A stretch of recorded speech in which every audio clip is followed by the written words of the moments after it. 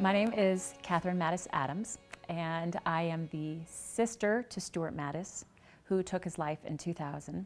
I'm the daughter of Fred and Marilyn Mattis, who co-wrote In Quiet Desperation with Ty Mansfield, and I'm the wife of Christian Adams, who had same-gender attraction and passed away in 2008. And I also have many friends who have same-gender attraction, who are in the church and out of the church, some who were in the church at one point and have left the church. I want to talk a little bit first about my brother so that you know where I'm coming from. My brother, I never suspected that he was gay, and it wasn't until, and I never know what phrase to use. Do I say gay? Do I say homosexual? Do I say same-gender attraction? Because he always hated homosexual, but some people hate saying gay because it makes people think that they've acted on it. I'm just going to say gay or SGA just because it's easier than saying homosexual. It's too long of a word, and to me it sounds too clinical. So it's going to be one or the other. And if I say gay, it doesn't mean that you've acted on it or they've acted on it, whoever I'm talking about, just to clarify. So my brother, I graduated BYU and I moved back to California to kind of figure out what I want to do, because what do you do with a music dance theater major other than perform? And I knew I wasn't going to make a living off of that in California. So I moved back home, and my brother was there because he traveled a lot for work and felt like it was kind of pointless to get an apartment. So he and I were always close. And then I started to see some of the same signs in my brother that I saw in some of my friends at BYU, the friends that I didn't know were gay until later, and I started to see the excuses they had for not dating, and I thought, my brother's saying those same things. And my brother was very attractive to girls. He had, for example, there was a girl who lived 2 doors down from my brother who ended up dating Steve Young, the quarterback for the 49ers. Before dating Steve Young, she was all interested in my brother, and my brother would say, she's not my type. Seriously? Not his type. So I put that together with some other things, and I thought, oh, I think my brother's gay. I think my brother's gay. And so I said something to my mom, I think Stuart's gay, and she'd say, oh, no, he's just really picky when it comes to girls. And then I started to see other things in him, and I started to think, yeah, I really think he's gay. And finally, after hinting around to him over and over again that it was safe to tell me, he finally told me that he was gay. And then I watched him, after he came out to my parents, I watched him go through hell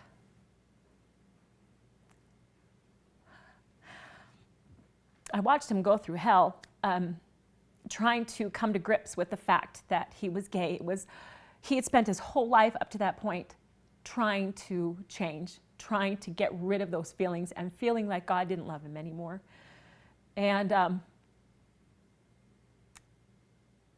he ended up taking his life in 2000, and it was a very public thing. If you Google Stuart Mattis, there's all kinds of groups, whether you're pro-LGBT, or did I say that right? LGBT, lesbian, gay, transgender, bisexual.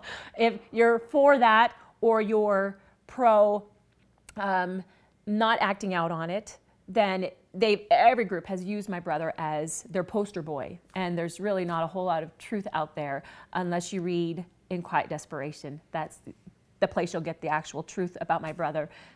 In the 2 years of living with my brother after graduating, and having him talk about so much of what he went through that we didn't know about leading up to that point, I realized how little that same gender attraction defines a person. And I know that the world sees same gender attraction and thinks that's what defines that person. And to me, it's so minor. There are certain characteristics that tend to come with same gender attraction, the stereotypical things, not in all, but in some. And you can either look at the same gender attraction as a blessing because of that, or as a curse, and it's all about what you make it. And my brother, unfortunately, looked at it as a curse and something to get rid of. And it wasn't until he had moments where he would get priesthood blessings that he felt a peace about it. But I realized that I realized how hard it is for somebody to come out to themselves. Watching my brother go through this, knowing my brother as I did, knowing how hard it was for him not to come out to us, I mean, that was hard. The hardest part for him was to come out to himself, to accept that he was gay. So for somebody to trust me enough to tell me something like that, and to know what I knew, I was very much ready to hear that Christian was gay. I'm very much in the right place to hear that any friends I have are gay. As soon as people found out about Stuart, it was really interesting to see how many people would come up to me and tell me their challenges. There was a girl in my singles ward who came and told me that she was a lesbian and she really struggled with this and didn't feel safe to tell anybody. And I don't even think the bishop knew that she was gay. Her family didn't know that she was gay. And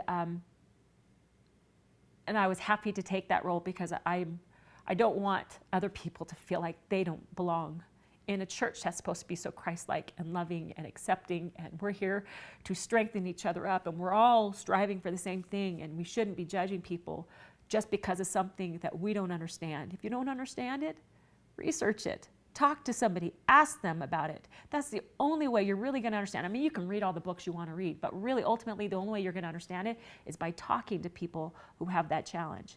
That is one of the big, big things I've learned. And I've had a lot of friends who have talked about how they've had spouses who have same-gender attraction. Unfortunately, a lot of them find out after they're married. And the only thing I can say to them is talk to your spouse about it. Find out his story, because if you don't understand that, you're not going to be making a rational decision about what you want to do from that point. They just want to up and leave, but you don't understand how hard it was for them to accept that they have this challenge and how much courage it takes for them to say to their wife or their husband, I'm gay. It's huge. Completely changed how I see people. My brother's depression became so great that he didn't know any other way out other than to take his life. Now, this happened at the time of the Night Initiative, or Prop 22, in California, which was the first of the propositions that have kind of flown around about same-gender marriages coming into state. This was just saying, will California recognize same-gender marriages if they happen outside of California, if they come in? Will we recognize them? The church got involved. There were a lot of really good people can say really mean things sometimes, especially when they don't understand something. That's one of the big lessons I've learned.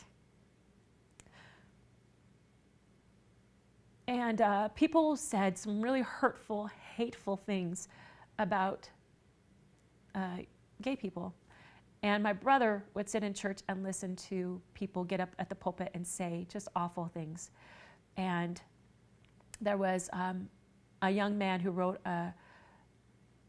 something for the BYU paper, I can't remember what it's called, and referred to gay people as being involved with bestiality and all kinds of horrible things. My brother wrote a reply back saying, I'm Mormon, I'm a returned missionary, and I'm gay. And it was interesting, even when somebody says, I have a temple recommend, I hold true to my covenants, I have never acted out on these feelings, the ignorance that there is out there in the world about just that little word, 3 letters, gay. 3 letters, and it can completely change somebody's opinion of another person. And things just got so bad that his bishop told him it was okay to stop coming to church because he was so suicidal. And so he did. And eventually he went to the steps of the church and took his life. And because he was at the steps of the church, people have taken it for their own personal gain, whatever their political platform is, to prop up what they have to say. But the reason he did that was because, and he said this in his letter that he left for us, it was that he hoped his death would be a catalyst for some good. That he knew there needed to be a place at the table for those who struggle with same-gender attraction. And at that time, he didn't feel like there was. Again, people, my brother never acted on it. Never acted on it. Didn't even allow, there was a guy he was attracted to. Ironically, his companion, or not his companion, there were two sets of missionaries that lived in the same place. He served in Italy. And an elder in the other companionship, he became really good friends with Stuart and ended up, we found out, coming out to Stuart. And so we knew about Clay before we knew about Stuart. Clay had a friend who came into town who was gay. Clay had left the church and had a lot of gay friends and brought in a friend who Stuart was attracted to, and this guy was attracted to Stuart. And Stuart was kind of uncomfortable with it because he was attracted to this guy. I mean, he was in the same place with somebody who was attracted to him.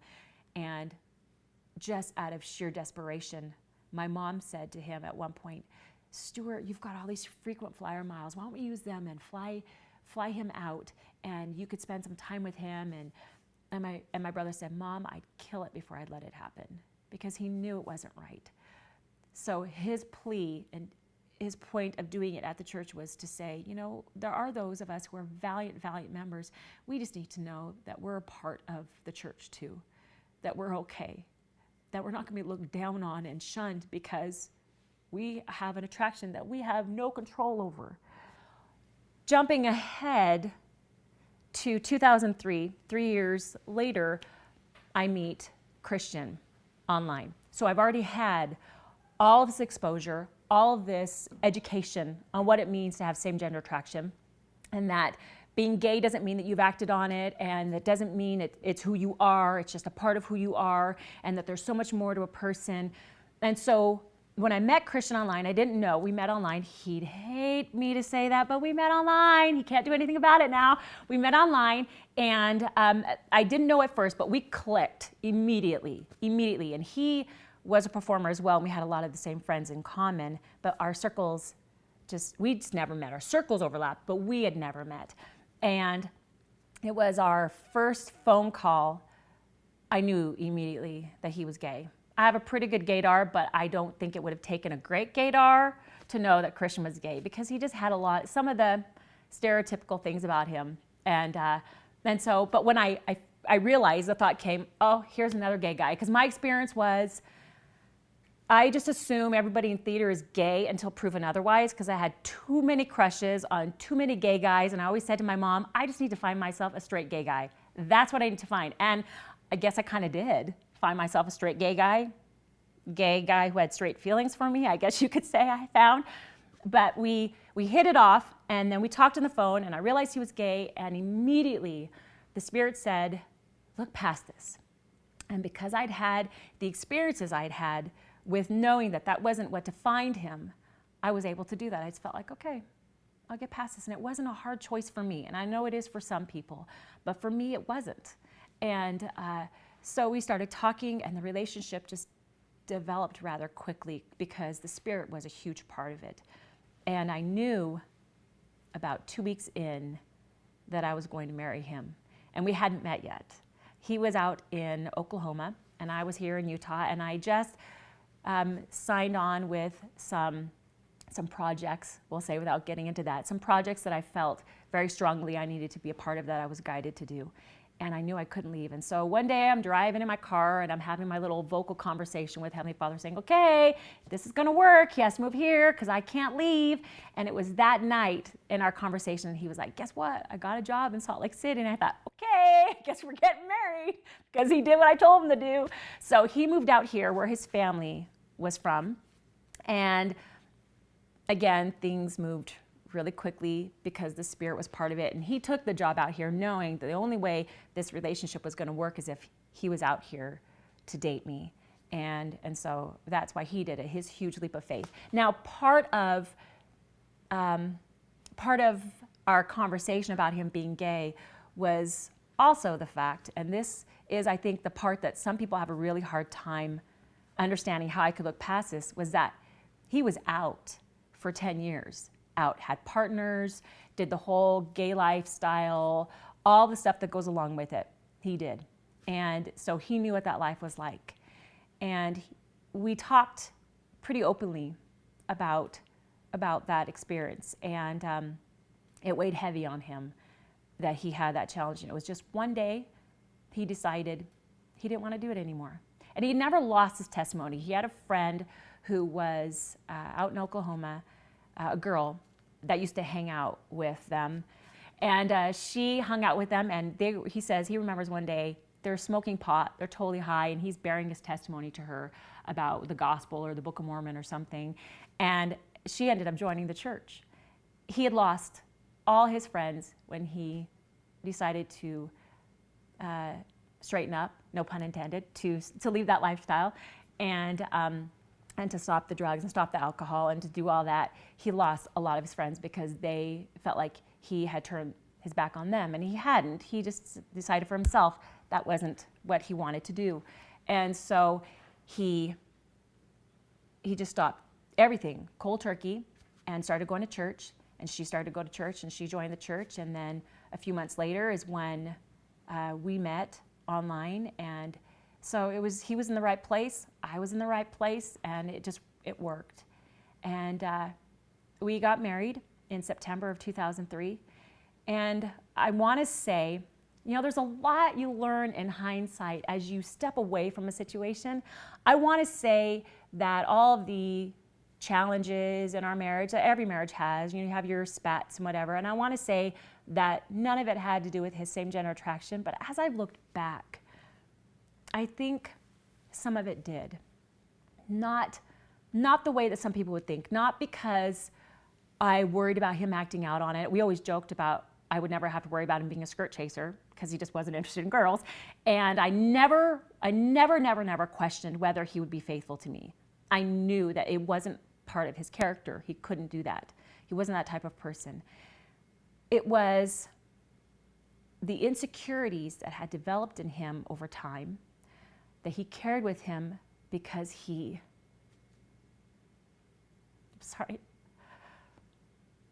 had lived that lifestyle, because of the choices he'd made, because of the things that were said to him as a child growing up that were ingrained in him. He carried that with him. And there were moments when those insecurities and challenges weighed heavier on him, and he didn't tell me. And we would be having a conversation. We're both very sarcastic people. And I would say something joking, and it would hurt him, and I wouldn't know that. Or I would say something, and he'd have such a strong reaction to it. And I think, where is this coming from? And it wasn't till later at the end, he died in 2008 on our anniversary.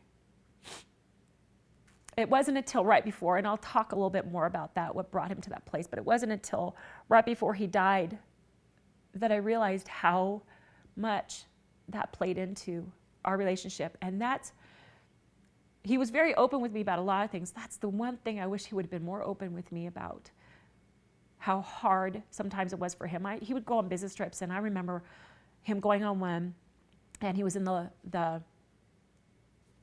wherever the conference room, they were having this big conference. sorry, conference room had a conference, go figure. And there was a guy, he was sitting, getting a Sprite or a Coke or something at the bar, and this guy walks up to him and starts hitting on him. And he kept saying, yeah, my wife, yeah, my wife who's pregnant, my wife, and the guy kept hitting on him. And it made him very uncomfortable, and he called me up just frazzled because of this situation. And I guess I should have known then how much that everything that he has in him carries into our relationship. I think that was one of the points when I realized how much he was affected by his same-gender attraction, emotionally affected by it, that he just kind of held back from me.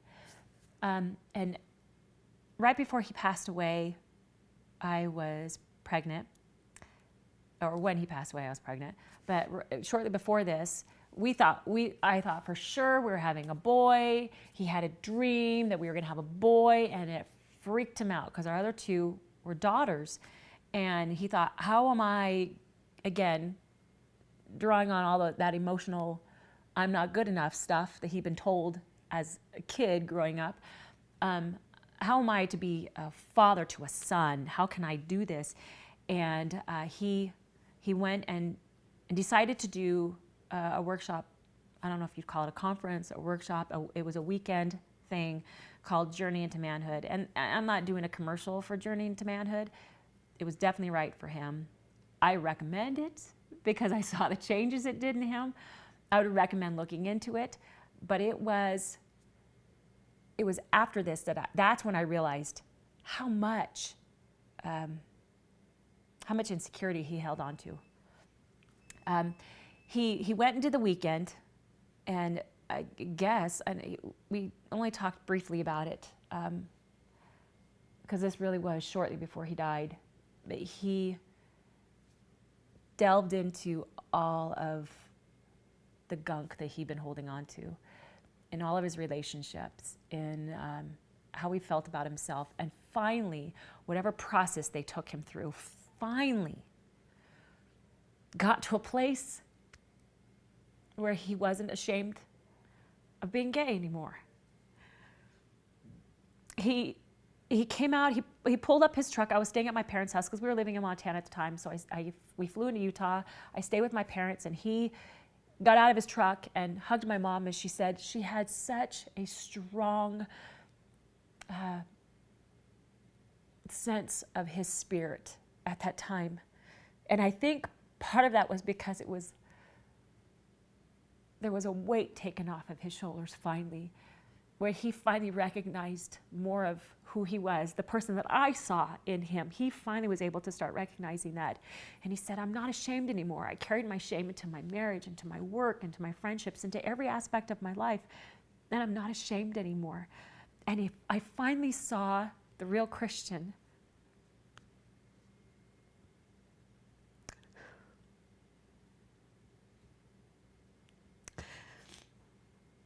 And then he passed away 2 weeks later. And I have no doubt that was part of his process. That was kind of that last thing that he needed to do to prepare him to move on. I have no doubt. And somehow the Lord thought I was the right person to help him through this process to get to that place. Sometimes I don't know why, because I feel like sometimes I screwed him up more than I helped him, but somehow I was able to help him through that. And I learned a great deal. There were a lot of steps too. Let me back up. There were a lot of things that happened that made it possible for him to do this conference. It was one of those, we didn't think it was going to be a possibility, and all of a sudden, all the obstacles are lifted out of the way, and he could go. I learned in watching him and being his wife and being my brother's sister, that even when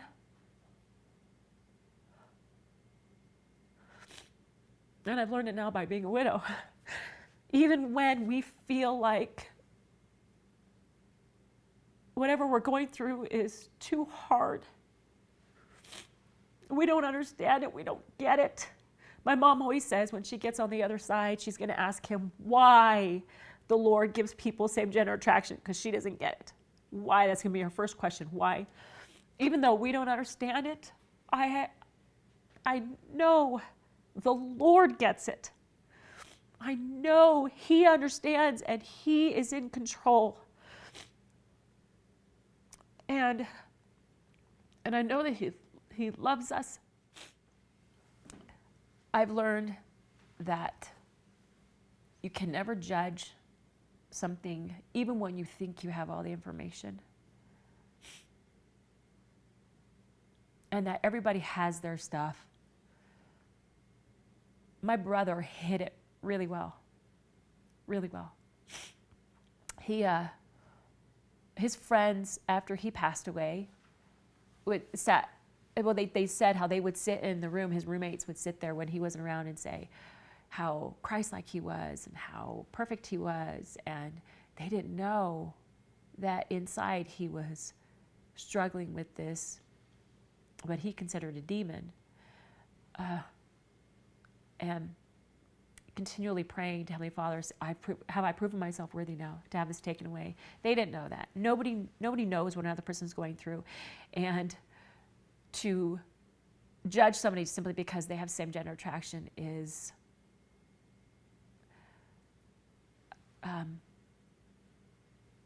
not just hurting them, but hurting us because of the relationships that we could develop.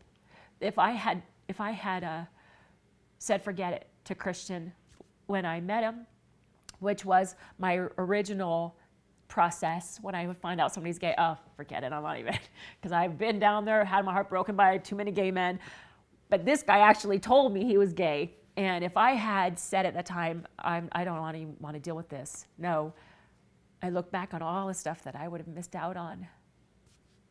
So I'm grateful for that. We're all children of God. He loves each one of us. We're all on different paths, but all those paths lead to the same place. And it's our job to love each other, support each other, not to judge each other, but to hold each other's hand and help each other get to the same place. I feel like that is the biggest lesson I've learned through this whole process.